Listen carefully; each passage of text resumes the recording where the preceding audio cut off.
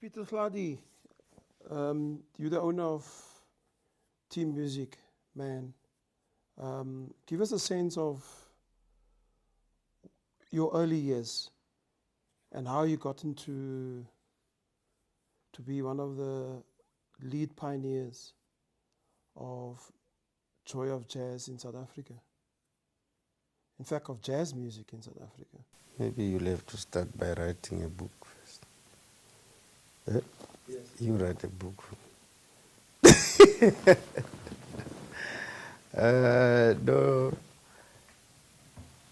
I used to work for record companies before, and then I became a director with EMI Records. If I explain the others, it will take a long time. So I became a director of EMI Records, which gave me a chance to travel to conferences and realized that in South Africa we don't have management as artist management.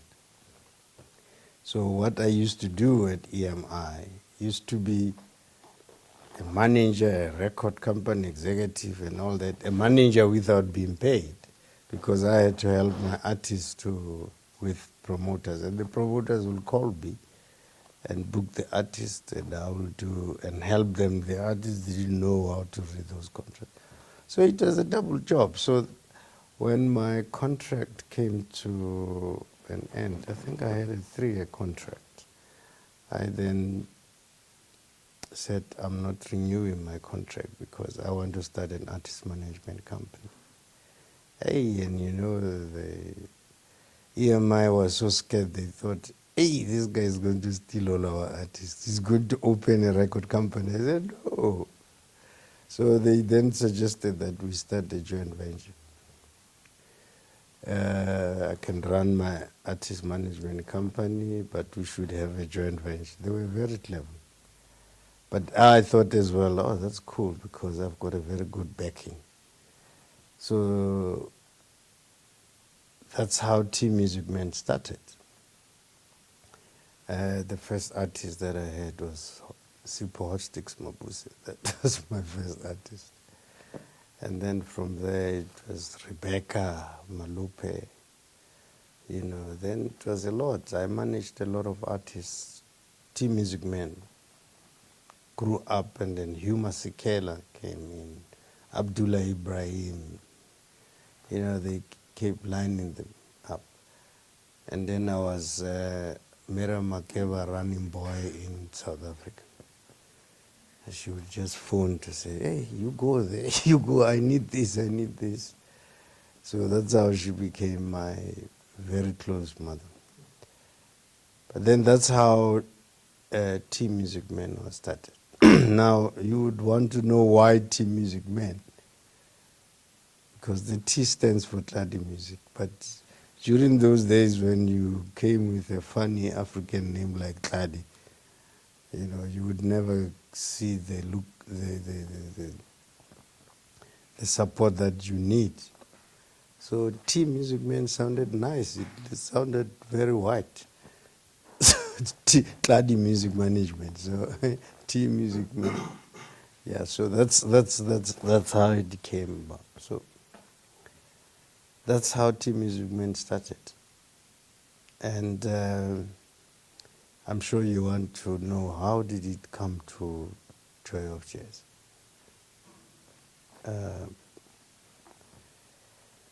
Well, I had the Team Music Man. I was running a very good artist management company, but then my artists didn't have work.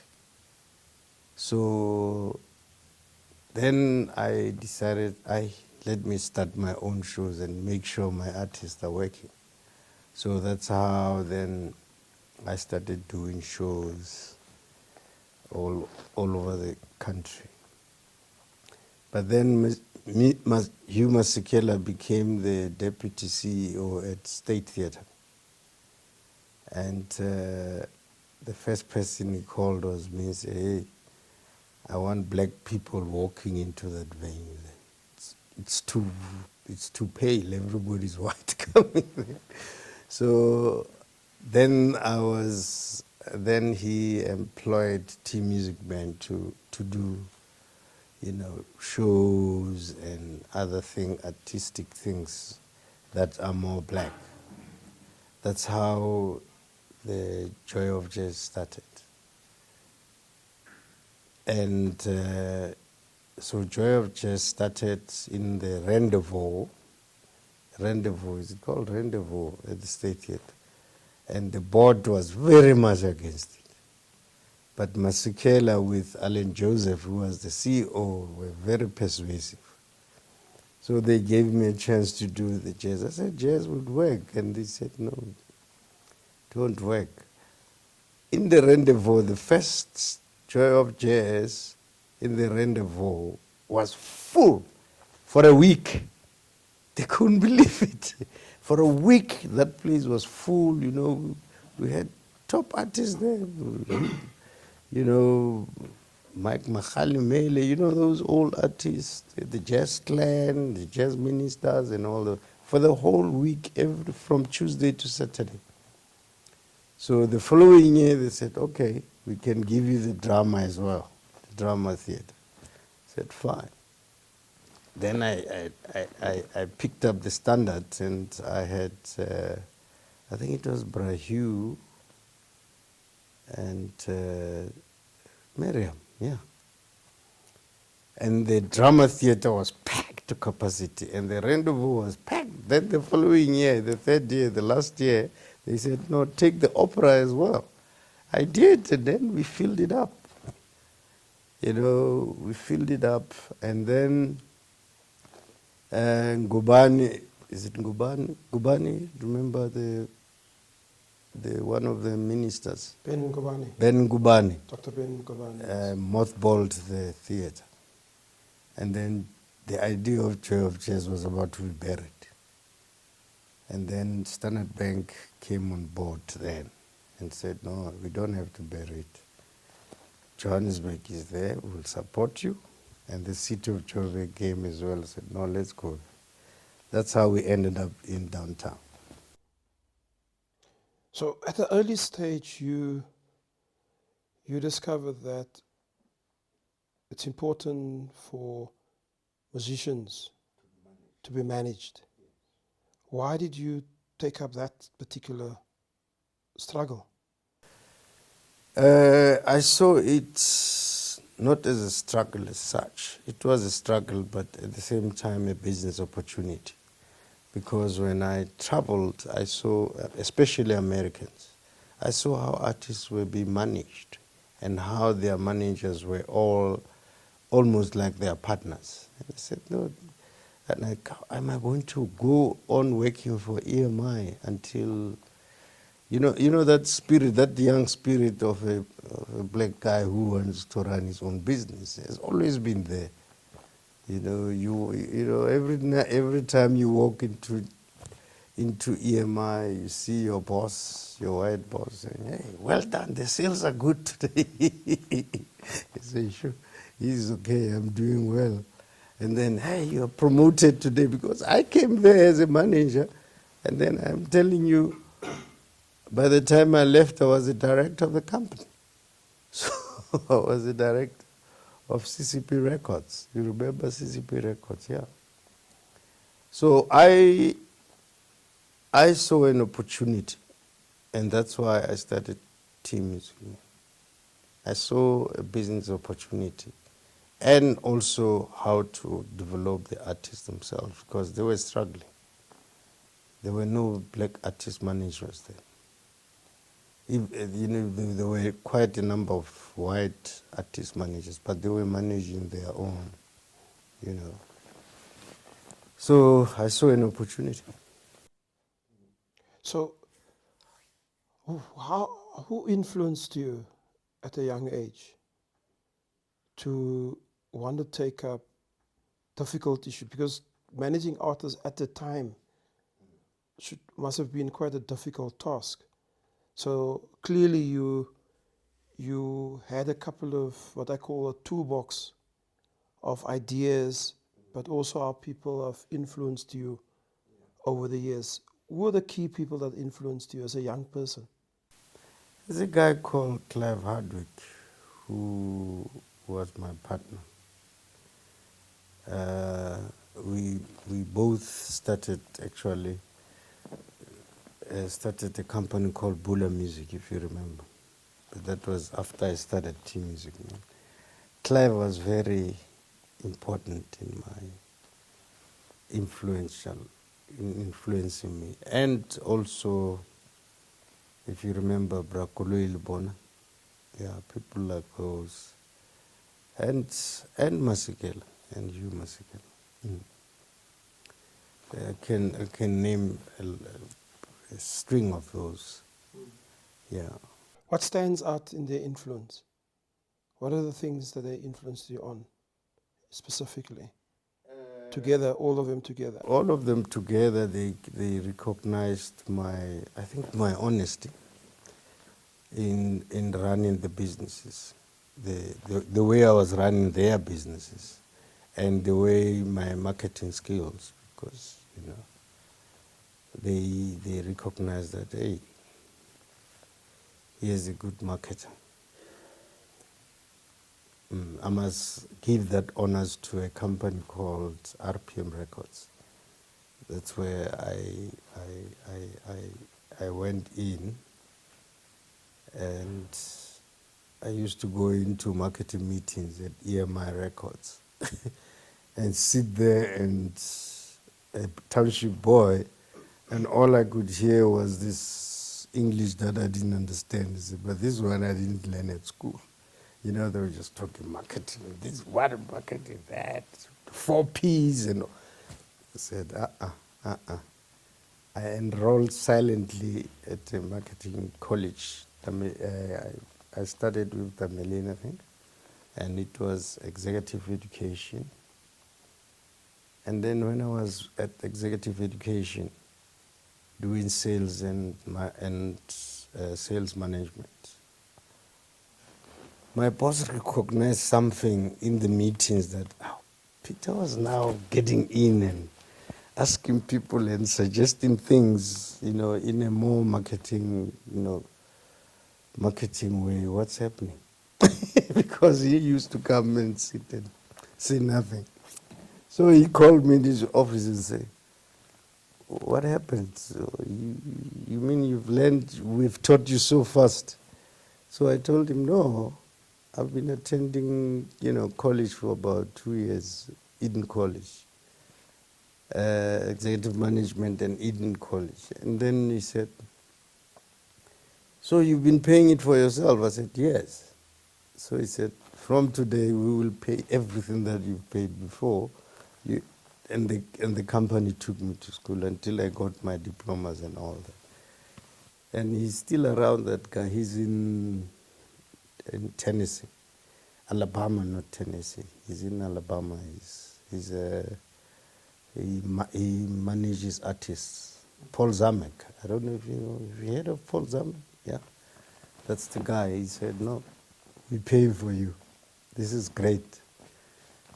And I got a new car. When I was driving there, before that, I was driving an old battered Kumbi that was that was scary to actually even go in there. So when they realized that, hey, he's been learning, they gave me a car. So you looked at the opportunity of managing musicians, but also you connected that with the importance of you establishing, because you were young, wanting to establish your own company as a black person in this industry, which was very difficult, but also managed more. The white people had a monopoly over it.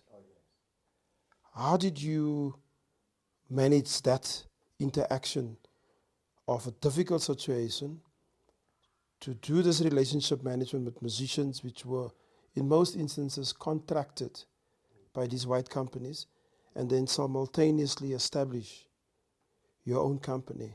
Tell us about what went in that process. What were you doing to get it right? You remember when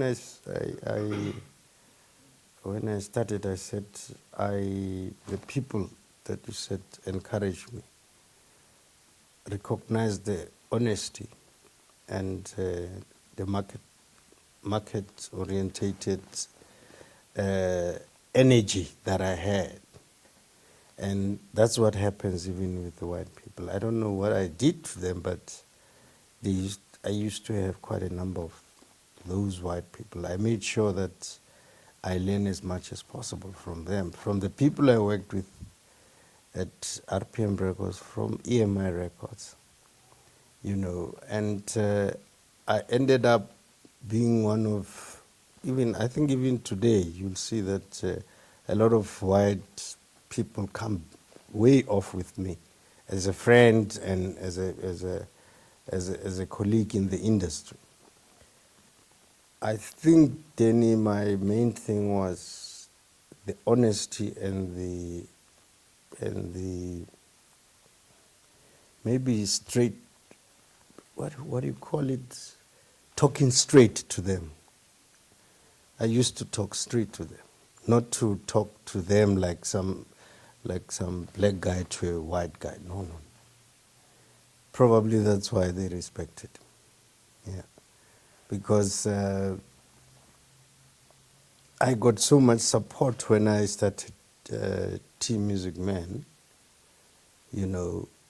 from quite a lot of them. I saw Mark the other day.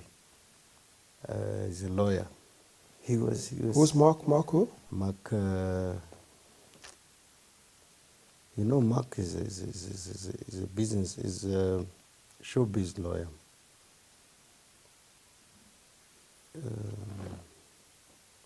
I saw him at the show the other day. I'll tell you who Mark. Can I tell you later? I was surprised. Yeah. So I'm sure that's why they respected me, because I spoke straight to them. I didn't come crawling like some young black guy. Oh, in Sesotho they say papile. Why? You know what papile is.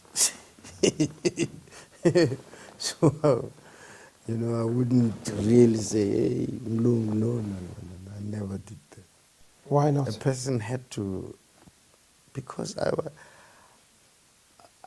don't know, maybe I'm a cheeky person by birth, I don't know. Or arrogant.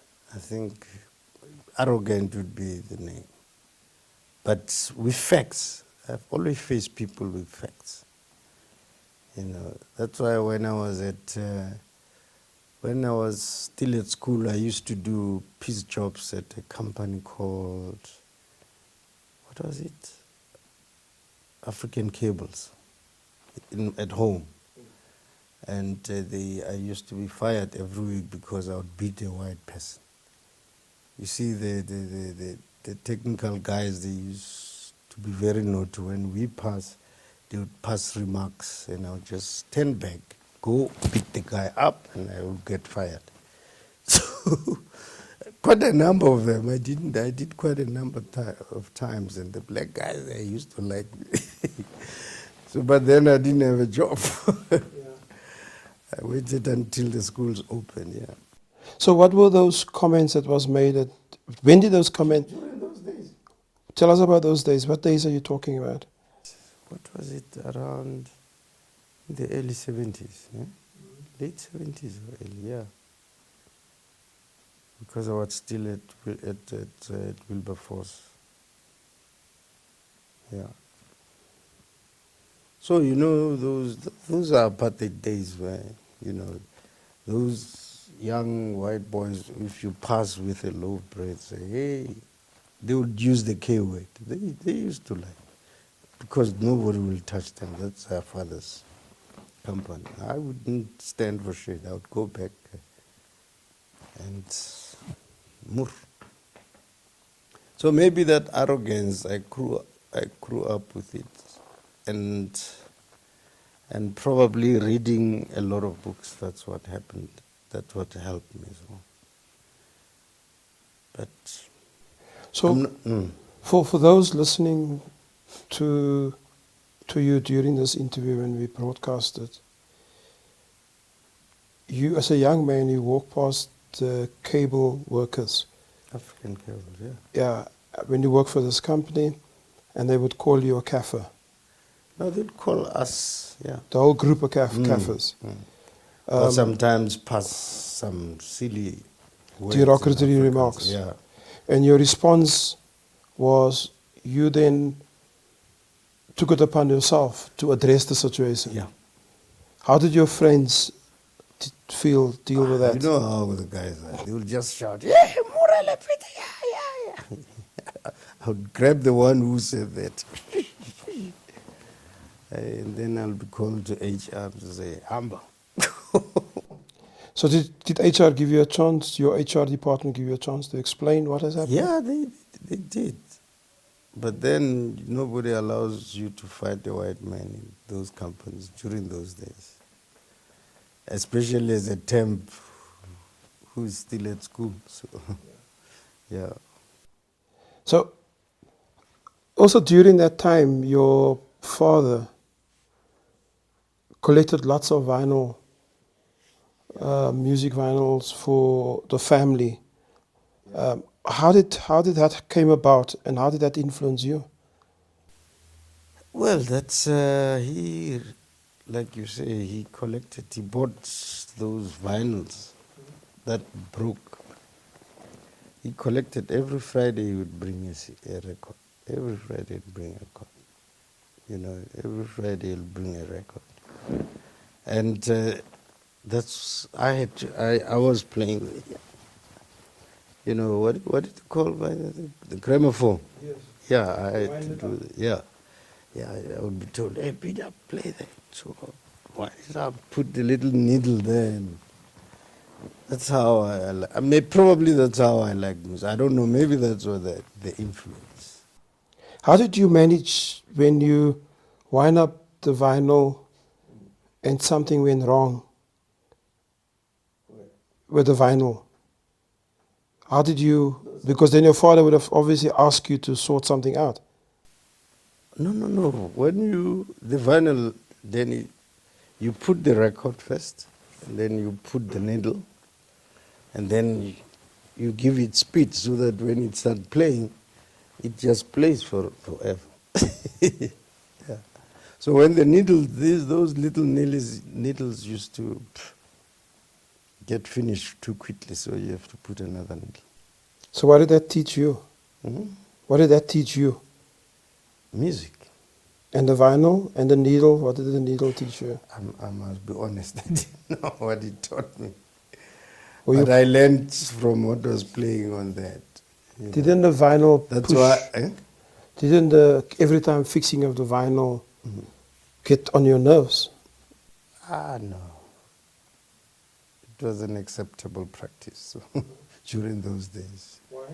Huh? Why? Well, that was the only thing you could play a record with. Yeah. All you made sure was to tell your father on Friday when he leaves that, hey, don't forget to buy the needles. You had to remind him. Does the needle have a particular meaning in your life, your life as a young person? That needle of the vinyl and the vinyl itself, the gramophone itself, rather. Does it have a particular meaning in, if you think back? You mean influence? Yes. I think it is. I think it did influence me because here it is. I ended up in the music industry, you know, instead of university. So I ended up in the music industry. But I learned a lot, you know. What did your father learn you about music? Teach you about music? Nothing. He was just a worker who got $10 a week. So, and all he did, he just bought his vinyl. And all he could say was, "Hey, you must listen to that song. You must listen. Like, what was that Manhattan song? Manhattan Brothers. He used to buy so many Manhattans and African sports type of thing. And that's all he will tell you about them. And then with his friends, and they will drink their thing. Their mkomboti there, and they have to listen to them. And he said that to his friends that they must listen on, or to you too? To me, you must listen when there were two of us. Yeah. But he used to say it to his friends as well. When he brought a new record on Friday, the crowd comes because my home they used to sell mkomboti, so they would come on Friday to buy the mkomboti, and they knew that there's a new record coming, so they will listen to that. A new record, and the ANC newspaper Letsatsi, you remember Letsatsi? Yeah, Letsatsi. So before they arrived, I had to read to my father first what's there, Letsatsi, in Sotho.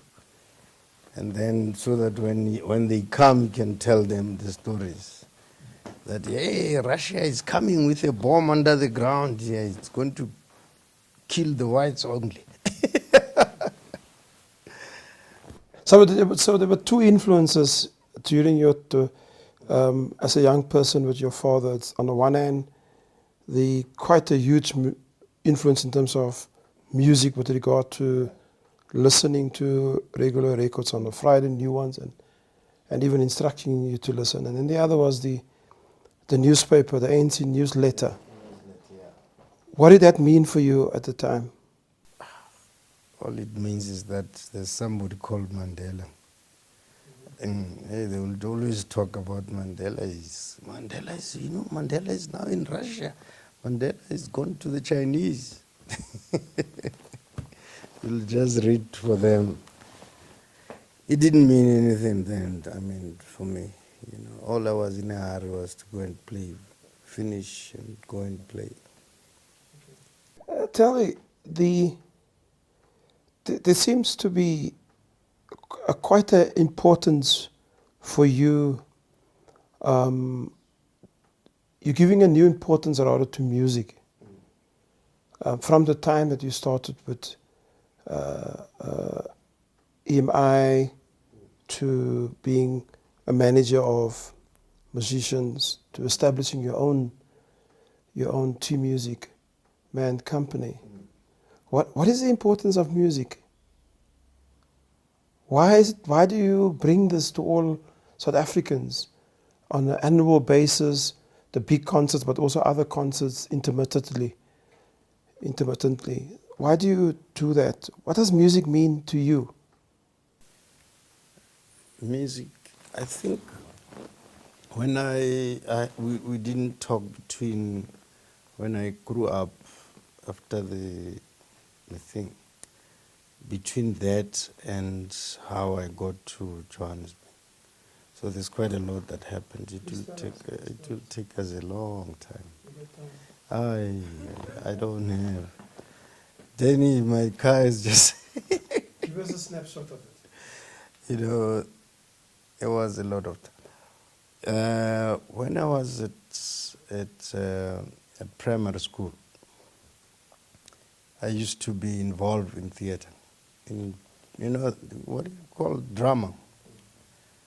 And one time I think we were in standard 3 or something. The schools used to take kids to go and watch shows at Wilberforce College. Wilberforce College used to be run by the American Methodist Church. And they made sure that they bring, boxers, and they encourage music. That's where I saw the Manhattan Brothers. But what influenced me the most was King Kong. They brought a small contingent of musicians at Wilberforce College, and they took two pupils in each class at certain schools.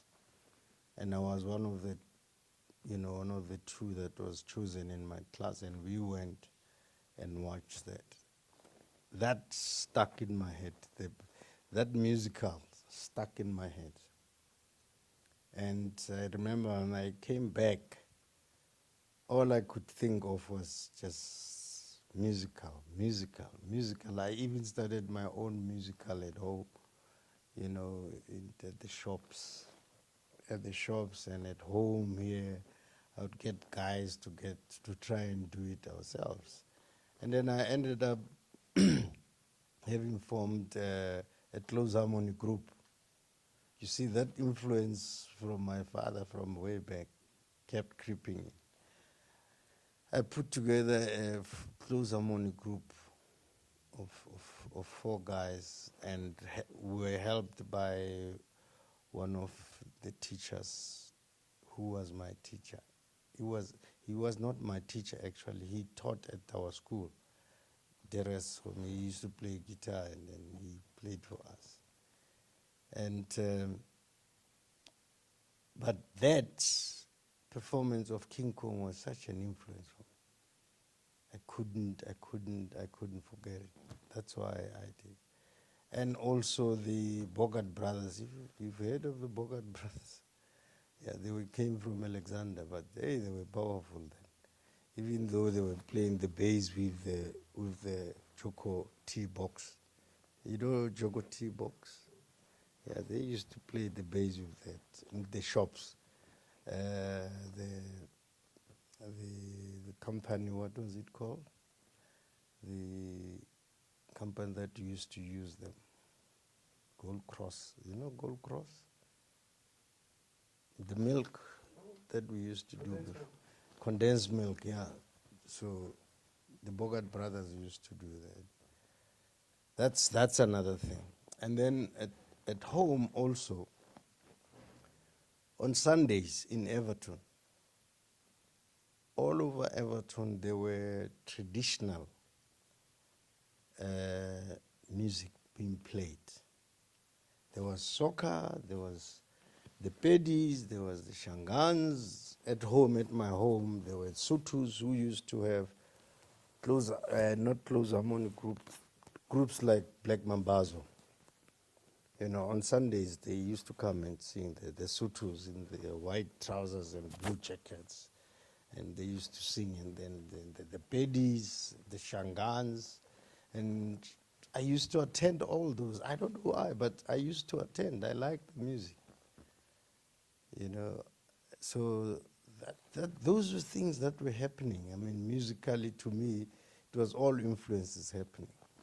And then that's where I ended up getting a lift and going to, at some stage when I finished high school, I went to Toke House. You've heard of Toke House.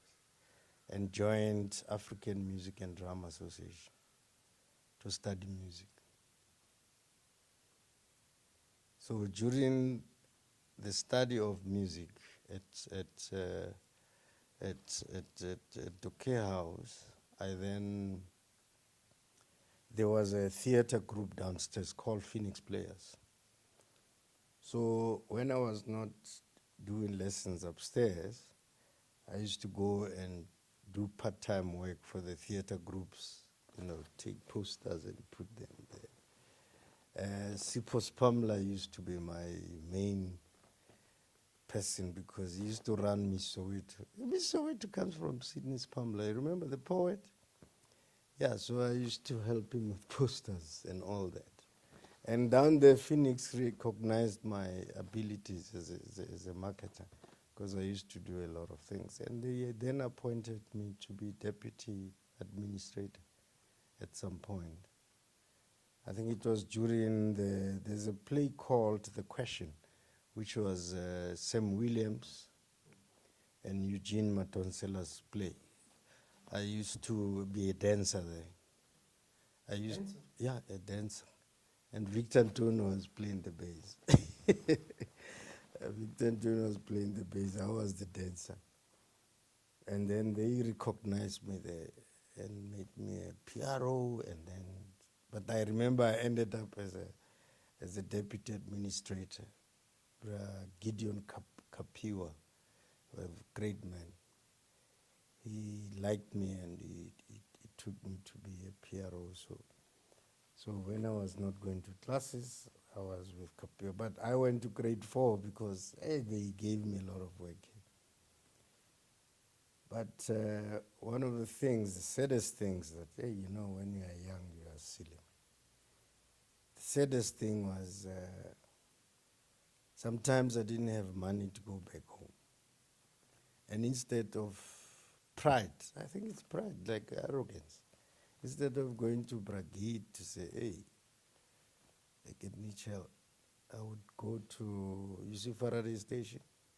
There were guys there who would stay, the taxi drivers for a long, they stay there.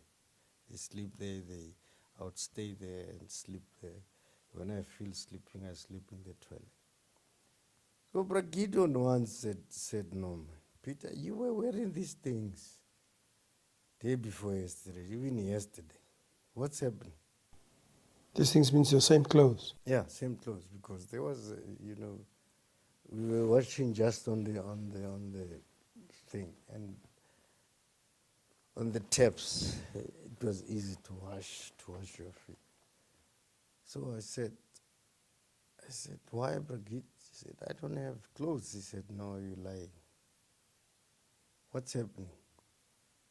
He questioned me until I told him that this is the real problem. So he took me to his house and said, you're going to stay there. You stay with my family in Shawelo.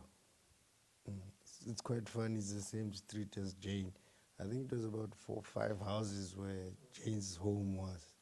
So I stayed there. I stayed with Bragit and worked with him. So what is this real truth? Do you mind to share that with us? What was the real truth that you shared with him when he asked you about wearing the same clothes? No, the real truth was that I didn't have money to go back home to Everton. Home, I didn't have. And how far was that from? It's far. It's about 80 kilometers. So I couldn't, because even when I came, sometimes I came by lifts, and my parents, my father was getting $10 a week, and I couldn't afford it. If what would you like? And AMDA didn't charge people to study. It was a free study. They wanted to encourage township people to study. If your children ask you, or your grandchildren ask you one day, Grandpa, Tatamku, where do you come from? And what has happened with you during the years of apartheid to now? Because we all go through different cycles of our lives depending what opportunities confronts us. What would your answer be? Where do I come from? Well, I'll tell them where I come from. I was born in Sharpeville. And we left Sharpeville in 1960, when things were happening. My mother took me and my brother. We walked from Sharpeville to Everton, which is almost 60 kilometers. Well, everybody had to run because it was bad. And we arrived in Everton and found the planes, and the planes were flying low. They were scaring people to death, yeah. That's how we ended up in Everton. Is that your answer? How would you like to be remembered? How should South Africans remember Peter Tladi? What is the Peter Tladi legacy? Because you're not talking to me about you. So maybe you can help me to understand what is the Peter Tladi legacy within moving from the apartheid space to to date. What do you think should people remember Peter Tladi for?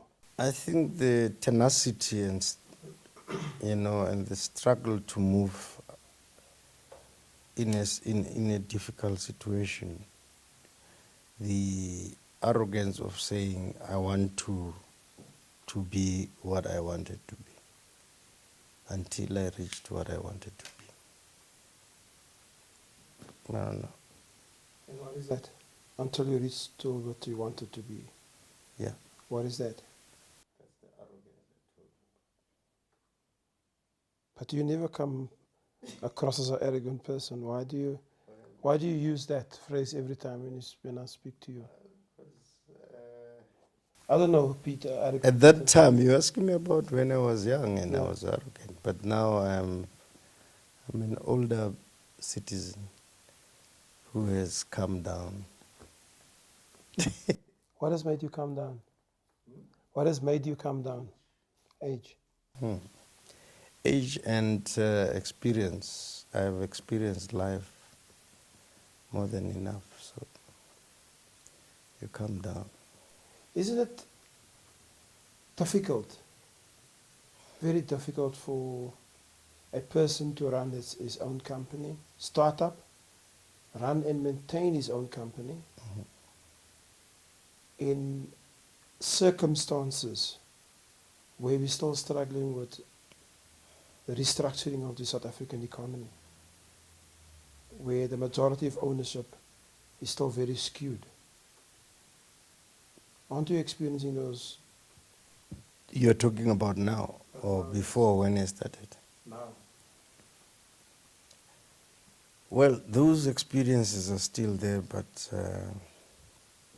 if I won them during the past 20 years, the young people who have come onto the board are tougher than maybe we were. They don't care. Most of them don't even know what color is. Yeah. They remind me as a young person who used to be straight up with any white person, whatever. Yeah, today it's still difficult, especially as far as the arts needs funding all the time, and when you travel across the world, you see how the arts are being funded, and you compare it to South Africa, we are playing here. What is business and government not doing or doing over enough? What ought to be the role of business and government in the arts, music, cultural activities? Business should be supporting the arts in this country, and they are, because here Standard Bank has been with us for about 17 years. But that's Standard Bank. I mean, you show me one company here that has stayed with the arts for so long. I mean, Standard Bank, they have Young Artist of the Year, awards, which is now 30 years. And Joy of Jazz, it's 17 years with them.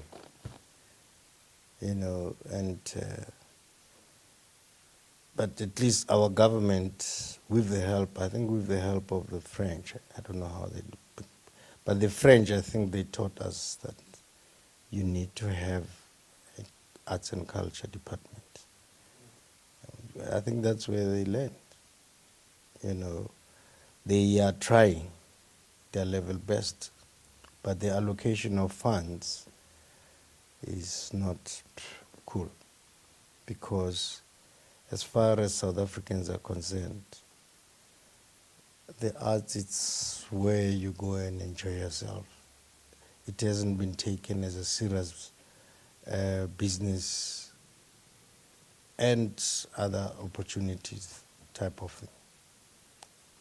To them in the government, people, It's a plaything. And like maybe like Brahu says our government is afraid of the arts because the arts helped dethrone apartheid. It was Miriam Makeba who spoke the United Nations. It was us who sang the songs, that influenced the people. So maybe somebody is still afraid of them. That's why the budgets are not coming proper. Like the French, we can't compare to the French. We can't compare to Angola. I don't know, you should be telling me about Angola because what I heard is that in Angola, every, I think a percentage of 2% of oil and diamonds or whatever has to go to the arts department. The Angolans never cry about their government. They've got enough. They do it. But in South Africa, I don't think the arts even smell the 1% of the diamonds or the gold. No, we don't. Can you imagine if they used to give us 2% goes to the Department of Arts and Culture? Why is it so important that as a normal citizen sitting and listening to you, what would you consider as the important reason why taxpayers' monies should be spent on arts and culture? Why is that so important? Well, it's quite important. After people come from work with stresses of work-related things, they need to relax. We are a therapy type of situation, the arts and culture. And the other nation knows us through arts and culture.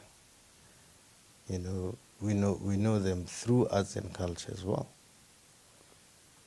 That's why it's important. So does the arts, the culture, the music play a powerful role in The reconstruction? music, the theater, the poetry, Social cohesion? social cohesion, that's what you need. So when we move away from here, and when people have listened to you, what is the main message that you want to tell them of Peter Tladi and the reasons why he is at pains every year to bring them a jazz festival, for example? Mm-hmm. Who do you want it? The people. Why do you bring them every year a huge international jazz festival? Well, For the citizens, I mean. Some people come to the show, you see thousands. first of all, maybe it's because I like teaching. That's one of the things that I've always liked teaching. And I like people being exposed to our people have to be exposed to other nations' cultures. And that's probably why I kept on. It was tough in the beginning. The past 20 years, it was tough. It's a little bit easier now, maybe. we got Standard Bank in and it became a little bit easier. But bringing other cultures to this country is cheaper than other people here. Our people, if we didn't do that, some of them would never, ever see Houston person. All they will do is just buy the CDs. Yeah, they have seen, I don't know if you saw that artist from the Khalil. Where would, you see them? Except if you have to buy 20,000 tickets from SAA, where would you get it? A lot of people there who were at that show would never get it, Okay, I love the music as well. I love to see art. And I think I might be saying, I'm saying this because it's not only me who said it. When I used to manage Brahu Masekela, we used to do a lot of shows in Europe. And in Europe, they don't do shows only in venues like those, or they do shows, you remember, they do shows in a park. And then you come there, you see, oh, this is fella's son performing. This is Yuma Sikela performing.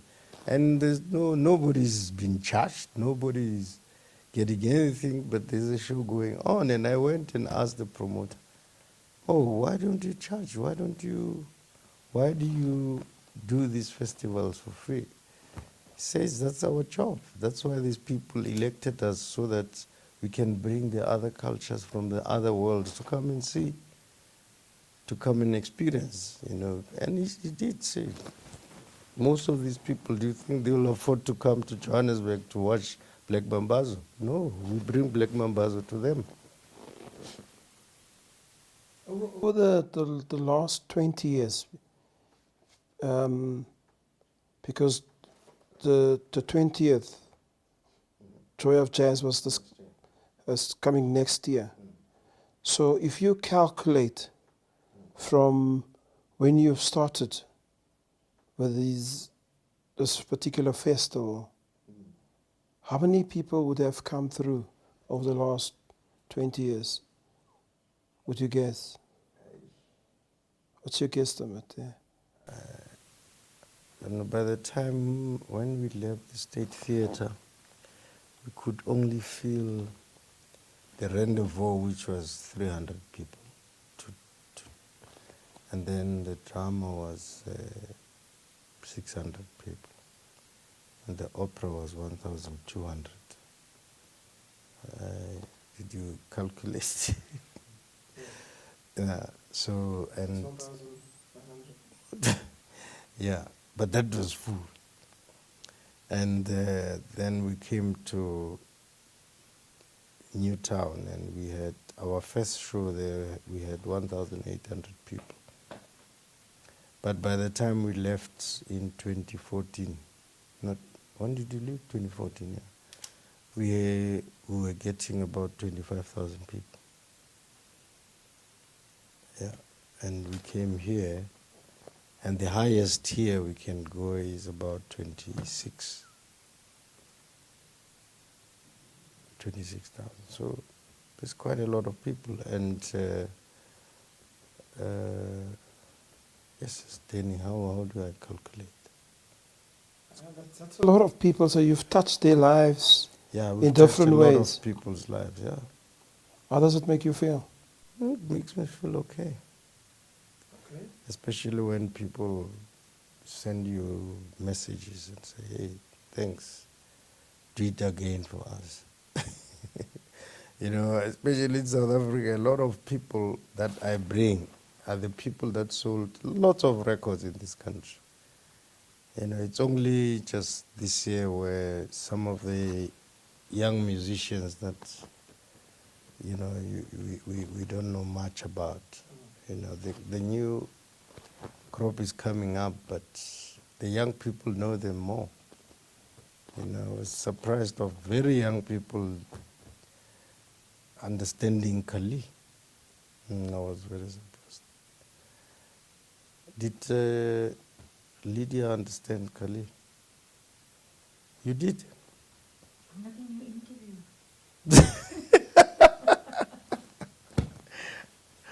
I know. Tell me, you went from, my last two questions is that you went from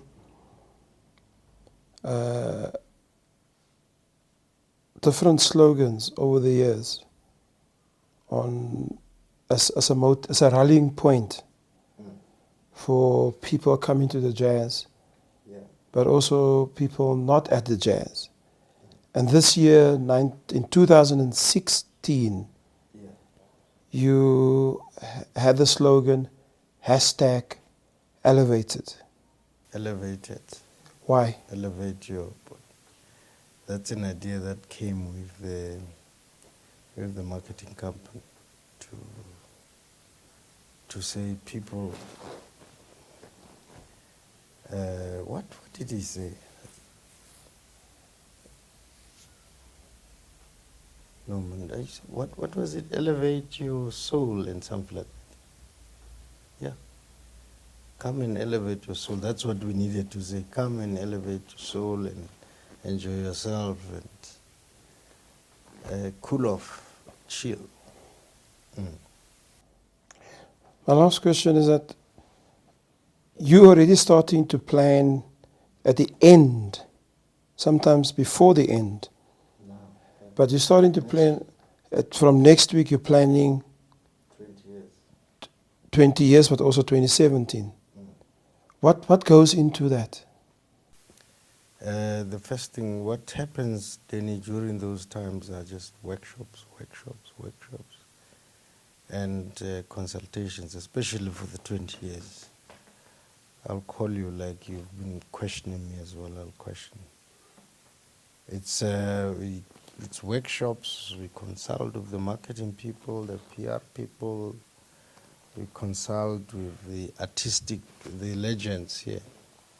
Who would get Hot Sticks Mabuzi, will get Brajonas Kwango and sit down, and they bring ideas, like I've always been doing for some time, and we go to the jazz clubs, they send us ideas, the bloggers, you call them bloggers, the people who yeah, the bloggers send us ideas.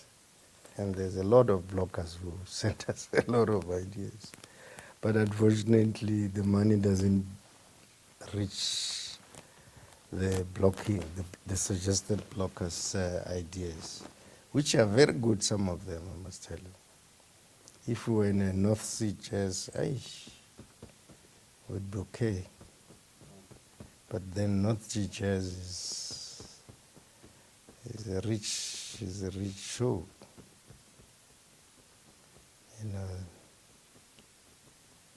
It's not like us. But we're working already. We have been working even before the show. So part of that question then is that there's so much that needs to be done. Workshops, meeting with established musicians that has got a long history of operating in this field. Established music lovers, bloggers, etc. So what is your role in it as Peter Tladi, team music man, owner? As a promoter or as a producer. There's no more promoter here. No. My duty in those is to take into, I take a lot of those ideas, but I normally use my guts. Your cut? Your guts. You normally have to, you use your experience as all those experiences that I've acquired in the 30, 40 years, and bring it all together, and then you start sifting through, and you know what Danny wants, but it's a bit difficult. He wants Harry, what's his Harry? You want somebody. What is this woman? What's this woman? Who sometimes wears meat? Lady Gaga. But you can't afford Lady Gaga. But I can afford Wynton Marsalis. It comes, yeah.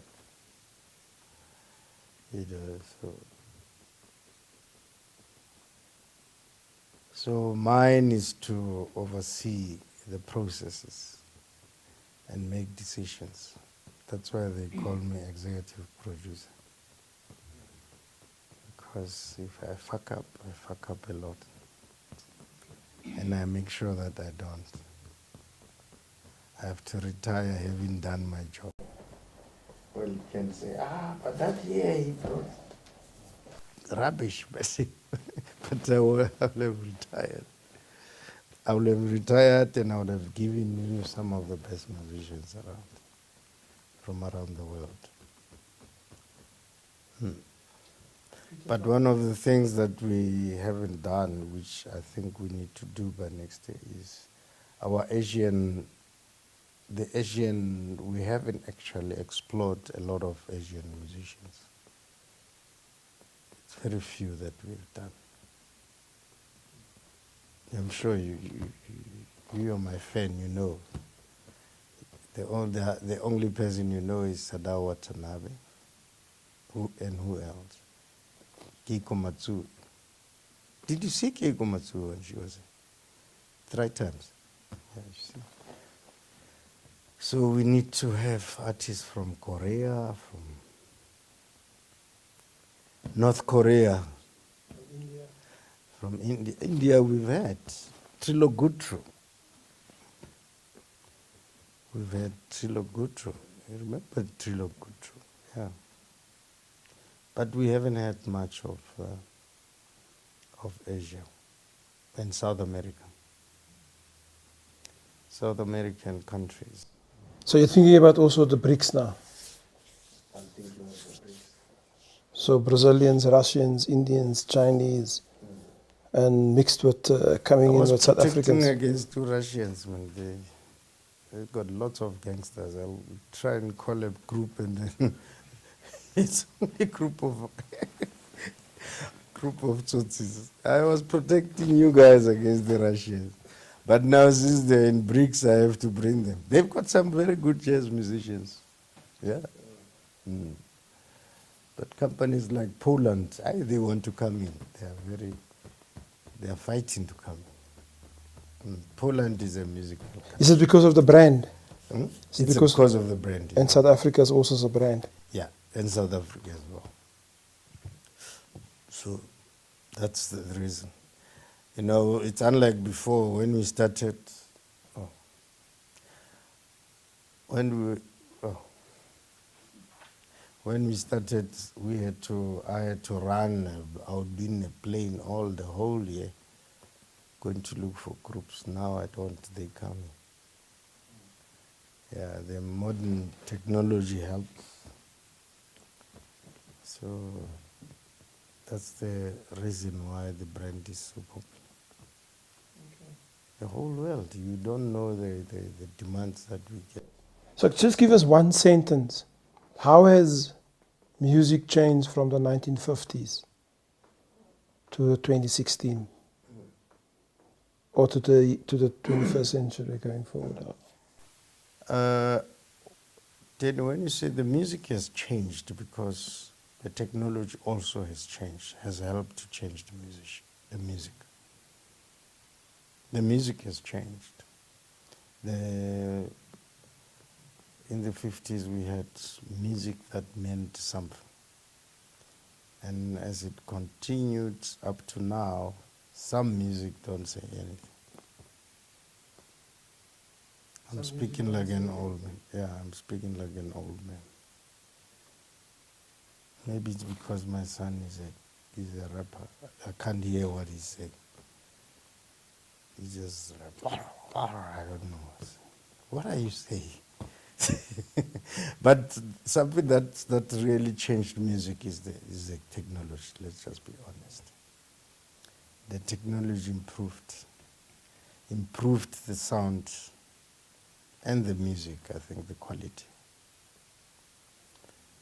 You know, but let me tell you about the Americans. Anyway, you said one sentence. One of the things that Americans have used music to boost their image across the world is to sing their music. Americans sing their music. The song "Summertime" has had about more than 1,000 versions. One song, and it's all over. Americans sing their songs. How many Miriam Makeba songs have we heard from the up and coming, or heard on radio that's sung by somebody? Very little. In South Africa, In South Africa. by South Africans. By South Africans. Very little. Or by Zimbabweans or by somebody. Brenda Fassie. Little. But we don't sing our songs. Americans sing their songs. Now they are singing, they are repeating their films. They're now doing their films. Did you see Denzel Washington in The Magnificent Seven, the new one coming? South Africans, we don't do that. I don't know why. You can tell me. You are the professor. Peter Tladi, thank you very much for your time. Thank you very much.